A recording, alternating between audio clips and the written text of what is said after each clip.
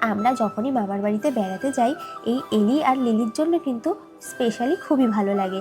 আর আমার সৌমাইয়ের ক্ষেত্রে তো স্পেশালি খুবই খুবই ভালো, কারণ ও সবার আগে এটাই জিজ্ঞাসা করে, মামা বাড়ি বললে বোঝে না, ও বোঝে এলি আর লিলির বাড়িতে যাচ্ছি মা।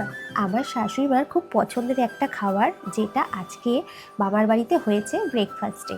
এসেই দেখি মামা রান্নাঘরে খুব ব্যস্ত, কি করে উঁকি মেরে দেখি, আর কি কাজ মামার তো একটাই কাজ না, সরি, আমার মামার সবসময় কিছু না কিছু কাজ একটা করতে হবে, উনি বসে থাকা পছন্দ করে না, উনি সবসময় কিছু না কিছু একটা করতেই থাকে। আর পরিষ্কারের ব্যাপারে তো কোনো তুলনায় নেই, সব কিছু এত চকচকে করে রাখবে যা ধারণার বাইরে। ওই পাশের গ্যাসে হচ্ছে চা, আর এই পাশে হচ্ছে ডিমের অমলেট করে পাউরুটি দিয়ে ডিম টোস্ট। মনে মনে ভাবছিলাম চাটা কখন খাবো, তার কারণ একটাই, মাথাটা খুব ধরেছিল। সকালে ঘুম থেকে উঠে স্নানটা সেরে নিয়েই বেরিয়ে পড়েছিলাম অনেকটা সকাল সকাল, যেই কারণে মাথাটা খুব ধরেছে।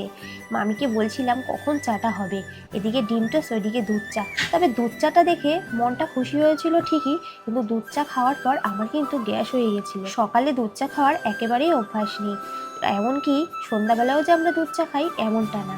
চলো ভিডিওটা দেখো, আজকের মতন এই পর্যন্ত।